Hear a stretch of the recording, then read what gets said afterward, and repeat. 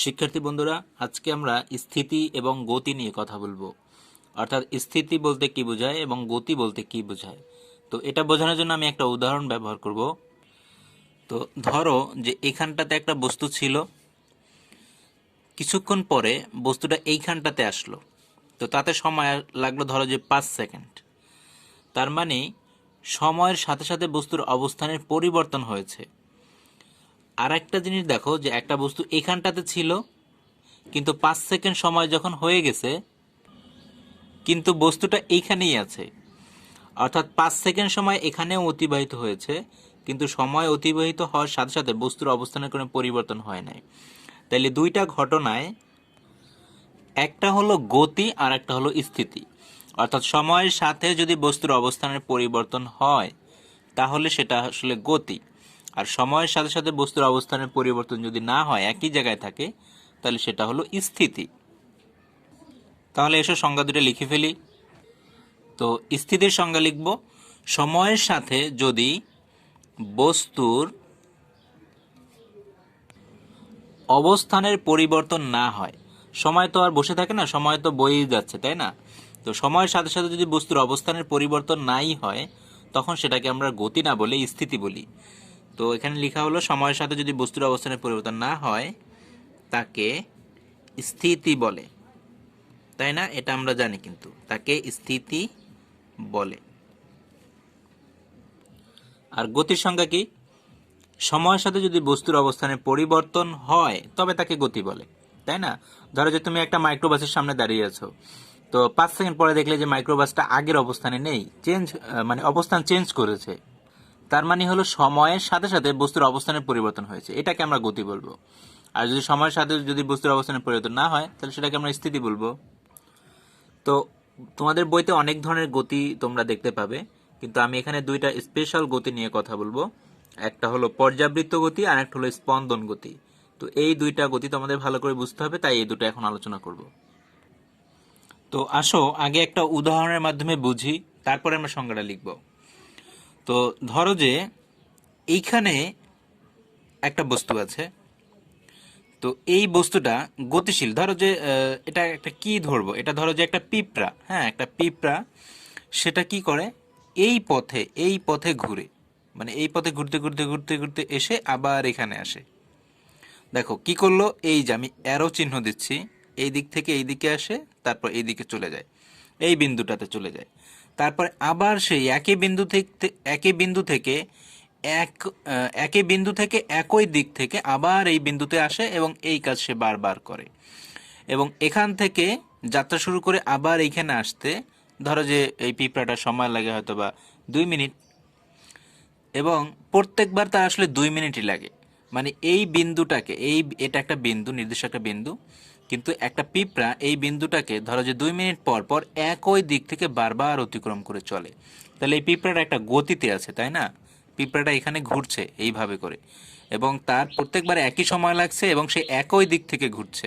এমন একটা বিন্দুকে সে বারবার একই দিক থেকে নির্দিষ্ট একটা সময় পর পর অতিক্রম করে।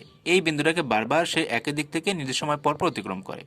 তাহলে এখানে পিঁপড়ার যে গতিটা, পিঁপড়া তো একটা গতিতে আছে, তো পিঁপড়ার এই গতিটাকে বলা হবে পর্যাবৃত্ত গতি। তার মানে সংজ্ঞায় যদি আমরা লিখি, তাহলে বলতে হবে যে কোনো গতিশীল বস্তুর গতি যদি এমন হয় যে এটি একটি নির্দিষ্ট বিন্দুকে একই দিক থেকে নির্দিষ্ট সময় পর পর অতিক্রম করে, তাহলে বস্তুর সেই গতিটাকে আমরা বলবো পর্যাবৃত্ত গতি। তো এটা আমরা লিখে ফেলি। তাহলে দেখো, পর্যাবৃত্ত গতির সংজ্ঞা কি লেখা হলো, যে কোনো গতিশীল বস্তুকণার গতি যদি এমন হয় যে, তুমি পিঁপড়ার গতিটার কথাই চিন্তা করো, সেটা একটা গতিশীল বস্তুকণা তুমি ধরে নাও। তো কোনো গতিশীল বস্তুকণার গতি যদি এমন হয় যে এটি এর গতিপথের কোনো নির্দিষ্ট বিন্দুকে নির্দিষ্ট সময় পর পর, মানে একই সময় পর পর একই দিক থেকে অতিক্রম করে, তাহলে সেই গতিকে পর্যাবৃত্ত গতি বলে। তো এটা তো আমরা একটা পিঁপড়ার গতির কথা বললাম। তো তোমাদের আরও একটা উদাহরণ দেই, সেটা হলো ধরো যে ঘড়ির কাঁটার যে গতি, ঘড়ির ঘন্টার কাঁটাটাই চিন্তা করো। যে আমরা এখানে একটা ঘড়ি ধরে নিলাম, তো এটা হলো 12টার, এটা হলো 6টা।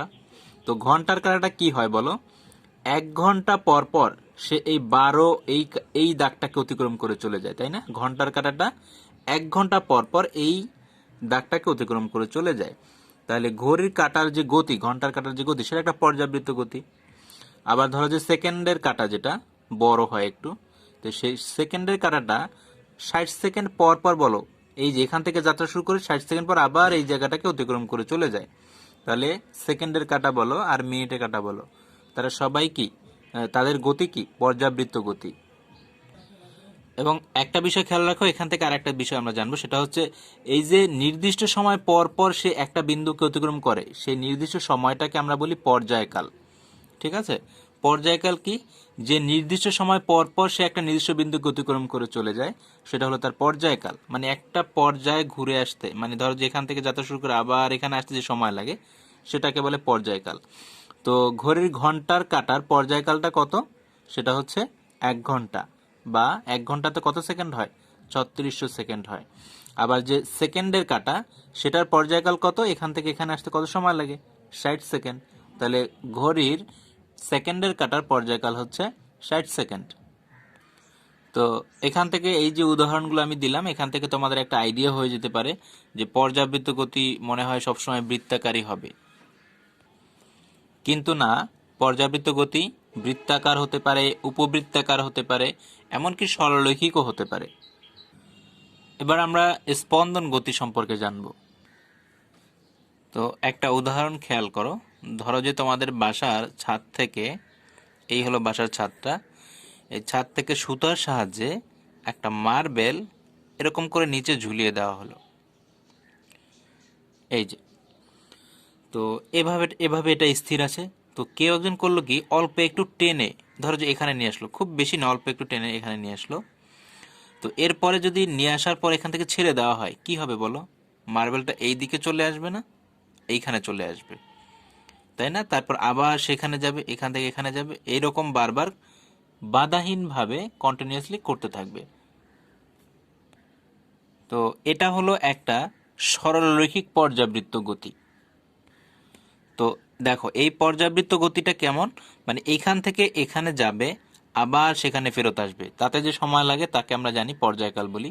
একটা পর্যায় সম্পন্ন হতে যে সময় লাগে, এই যে এখান থেকে সে ছেড়ে দিলে, তো এখান থেকে যাত্রা শুরু করে একেবারে বাম পাশে এখানে চলে আসলো, তারপর আবার এখানে চলে আসবে, তাতে যে সময় লাগবে তাকে আমরা পর্যায়কাল বলি, তাই না? তো এখানে এই মার্বেলটা কি হয় বলো তো? পর্যায়কালের অর্ধেক সময় সে এই দিকে চলে, আর বাকি অর্ধেক সময় সে বিপরীত দিকে চলে, তাই না? তো এটা একটা পর্যাবৃত্ত গতি। আবার এটা কি তখন স্পন্দন গতিও বলা হয়, কারণ পর্যাবৃত্ত গতি যদি এমন হয় যে বস্তুটা পর্যায়কালের অর্ধেক সময় যেদিকে চলে, বাকি অর্ধেক সময় যদি তার বিপরীত দিকে চলে, তখন সেই গতিকে আমরা স্পন্দন গতি বলি। তো দেখো, স্পন্দন গতির সংজ্ঞা লেখা হলো, পর্যাবৃত্ত গতি সম্পন্ন কোনো বস্তু। প্রথম কথা হচ্ছে, স্পন্দন গতি হতে হলে তাকে আগে পর্যাবৃত্ত গতি সম্পন্ন হতে হবে। তো এখানে যে মার্বেলের কথা বলেছি, গতিতে আছে, যেটা গতিশীল অবস্থায় আছে, তো সেটা পর্যাবৃত্ত গতি সম্পন্ন আগে হতে হবে। তাহলে পর্যাবৃত্ত গতি সম্পন্ন কোনো বস্তু যদি তার পর্যায়কালের অর্ধেক সময় কোনো একটা নির্দিষ্ট দিকে এবং বাকি অর্ধেক সময় একই পথে যদি তার বিপরীত দিকে চলে, তবে এই গতিকে স্পন্দন গতি বলে। যেমন তোমরা চিন্তা করতে পারো যে পেট্রোল ইঞ্জিনের মধ্যে যে সিলিন্ডার থাকে, সেই সিলিন্ডারের পিস্টনের গতিটা, সেই পিস্টনের গতিটা কেমন থাকে? এই যে এদিকে এদিকে এদিকে এদিকে এরকম।